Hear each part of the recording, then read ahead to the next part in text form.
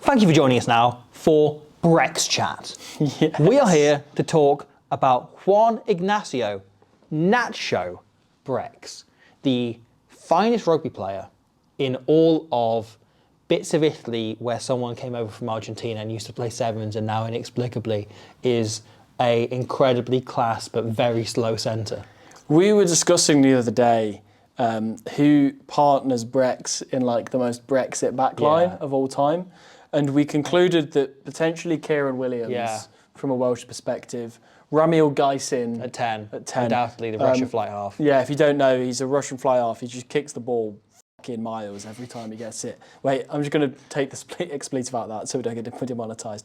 No, he'll be fine. Okay, he'll be fine. It's outside the first 30 seconds. Oh, that's fine. So fine. Yeah, he's just a hero and he always like leaps in the air as he kicks. He's just heroic. He's incredible. Sam Larner described him as looking like someone inventing the game of rugby on the fly. Yeah. And I think that is exactly the Maybe vibe. Duncan Weir could have Duncan Weir would got fit, in there. absolutely. He can play on the wing, Yeah, who knows? a fullback. But this is the kind of high quality analysis you tune into us for. Yeah. So we're here to talk about Italy against England, or England versus Italy, I should say. At the Twickenham Stadium in Allianz. Yes, indeed. Historically in the Six Nations, this has been the big blowout. It's been It's kind of the most one-sided fixture in the tournament's history. one of the least entertaining games as a neutral, because when I say a neutral, for like a lot of people, it means cheering for Italy against England. Because you either want to see an upset or you want to see England lose. And that's just kind of the way it is. This is the only fixture in the Six Nations that's gone the same way every single time. Yeah. Right? In which one team is undefeated in the Six Nations era. Every other game, you've got a level of jeopardy, you've got something's happened at least once. You know, Ireland have only lost to Italy once, but it still happened. So you've got a level of jeopardy and everything else. This one game, England have beaten Italy every single time they've ever played. And Italy have twice, I think, no, 3 times now, come within 7 points. Last year, equalled their best ever result against them with only 3-point margin. However, that was down to a last-minute try when they were 10 behind and 81 minutes. Yeah. I think we should structure this in 2 ways, because this is so hypothetical. One being, how are England going to keep that up and keep this as the least entertaining game, because that's what they want. Yeah. They want it to be a blowout. And then 2, how are Italy going to turn it around and finally change history and be the first Italy team that beat England, right? Yeah. Should we start with number one? Start with England. England. So the most interesting thing in terms of their selection is the Marcus Smith thing. Yes. So Marcus Smith has gone onto the bench. It's easy to look at this and go, oh my God, they've wished away their best player, because the English media is so fickle that it just sees something and then just gets bored of it after 2 weeks. But also, what I think has happened here is they've just gone, well, it's a perfect opportunity to see what Finn Smith can do on his own. Yeah. He's a big kid now, he plays international rugby, he's done well for 2 games. Exactly. He's obviously had Marcus there as his backup. What can he do on his own? Because we see him do it for Saints all the time. He's a phenomenal game manager. And the temptation often is against Italy to just go, let's attack. Yeah. Actually, it's not that simple. You have to manage your game against them. You have to break them down, and then maybe things will open up in the second half, or you'll get the odd opportunity where you get a lucky bounce or a breakaway in the first half. Italy kick more than any other team in the Six Nations. They are not going to just present you chances as Kieran Crowley's team did through running balls that aren't on, through just giving you the ball in the opposite in their own half. England are going to have to earn those chances, partly through game management, you say, and partly I think the Elliot Daly thing is really interesting because the fullback has kind of become the beacon for how England are going to play, right? When Freddie Stewart plays fullback, they tend to go for a very kick pressure heavy game. They tend to hang the ball in the air a lot. They tend to be looking to really put pressure on the opposition. When it's George Furbank, they're looking to attack a bit more, looking to open things up, play a bit wider perhaps. Whereas when it's Marcus Smith, it's generally been the case that we look at how they played against France, right? And also against Fiji in the World Cup, where they would try and bait the opposition team, or know the opposition team in the case of France, are going to kick long, because that's how they kick. Marcus Smith is the quickest of those 3 players available to them, so he would just run the ball back and try and make up as many meters as he can, so they can then kick on following phase. And it almost becomes a mix between the two, right? They're not quite looking to counter-attack from deep, but they are looking to run everything back so that they can then box kick the following phase and play a more structured kicking game instead of the kind of looser, trying to get on top kicking game that you kind of see perhaps with a Freddie Stewart at fullback. So that has become the beacon. Elliot Daly now gives you a 4th option, right? I think in some ways they have gone, he is the closest thing to George Furbank we have available, or Furbank still recovering from his injury. I think that's possible. That's what they've just looked at and gone. However, I think the realistic option is we are looking at something in between the other options, which is Elliot Daly is a phenomenal rugby IQ guy. You know, he really, really understands the game. He really spots things on the fly. He's the all-rounder, isn't he, Yeah. Elliot Daly?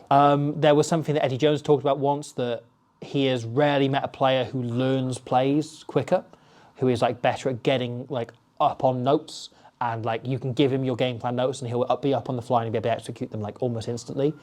He said he's one of those players I would just pick all day, every day, because I know I can impart him with a few words and he will execute it for 80 minutes. Which is very high praise, because he's coached in Japan for a long time, and that is the thing that, not to stereotype, but their rugby history's prided itself on. Yeah. You know, that is their programmable was the word Eddie Jones used about them. But Daly has that, right? So I think if England want to break Italy down, generally you're looking to do so in the first 3 or 4 phases, because Italy's defence, Richard Hodges run by, looks to withhold you for a long sequence of play, right? And eventually a turnover opportunity presents itself. And that's what they're looking for. Generally, teams that score tries against Italy, we've seen this all Six Nations long, do it over the first 3 phases, right? Most tries they concede are from the first or second phase. England probably know that. So they've probably got a load of set plays they're going to pull, and they want Elliot Daly able to sit there and run those and execute those. But also, right, he can play that George Furbank role of running it back from the back, perhaps linking up, having a look around,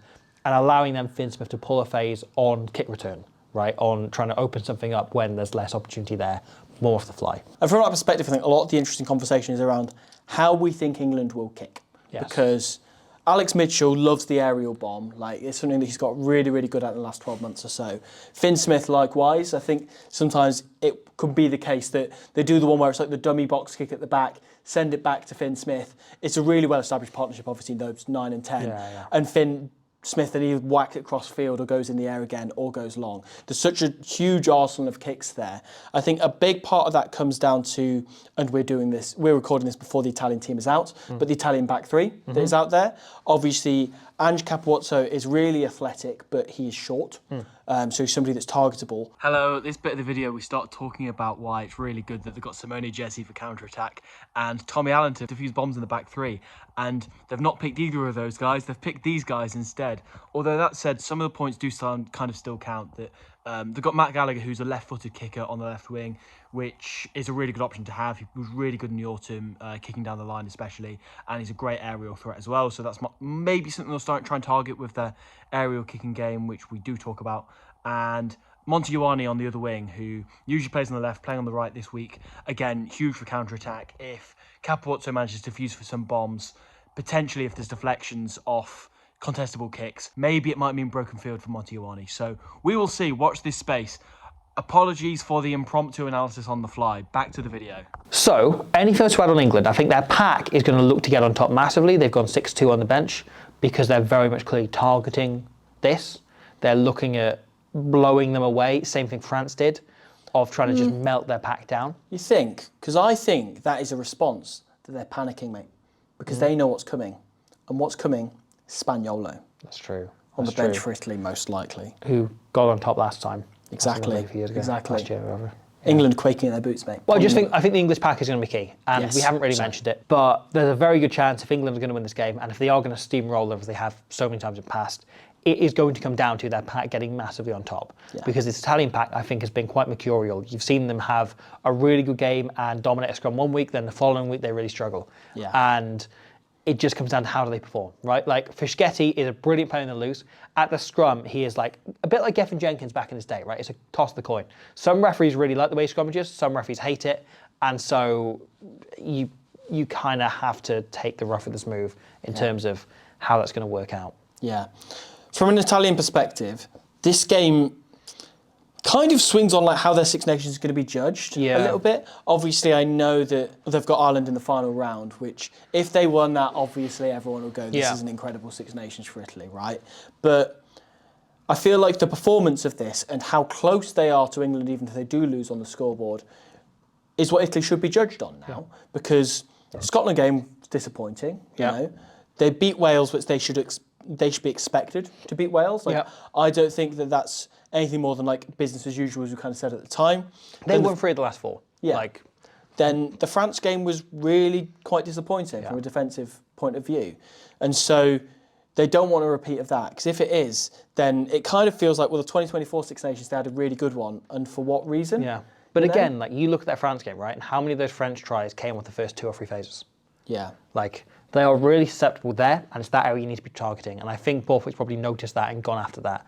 And it's also the thing, if they're going to need to be looking at, right, is how do we work out that we can get the likes of Lamoureux and Negri into those wider channels where they're targeting more, get into positions where teams are getting outside us quicker. How can we adjust our catch-up defence, which is most likely going to be the issue, so that when breaks are made, we're able to finish them off and stop them rather than them being able to find support, right? I think a lot of that needs to be adjusting small things in terms of how they respond when teams get outside them or make breaks, or, you know, their scramble defence currently isn't good enough.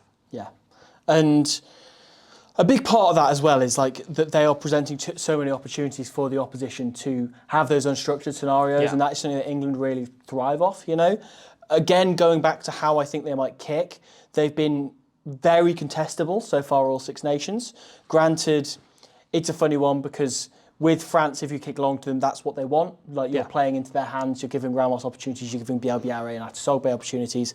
With Wales, they played that in torrential downpour, so you want to go for contestables to make that 50-50 contest, because something will come eventually. And the Scotland game, I mean, they were still kind of getting used to it a little bit, I think, kind of how they want to kick at the moment. Whereas this one, I don't know, I can't help but wonder whether they want to kick a little bit longer, you know, try and contain Elliot Daly at the back a little bit there. It's a bit risky because it gives the likes of Ollie Slightholme potential open opportunities to run it back at you. Obviously, Finn Smith's less of a running threat than Marcus Smith is.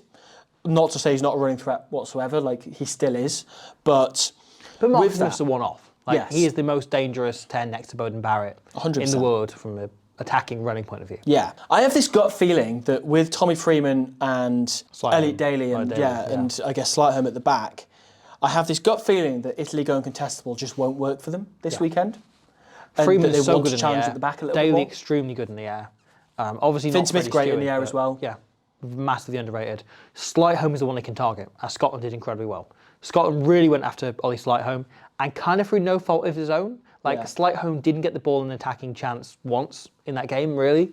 And so he was left in situations where he really struggled, because Scotland went, well, he's got a few areas where he's really strong in his game, but there's a few weaknesses. Let's just target the weaknesses over and over again. And England did nothing to get the strengths into the game.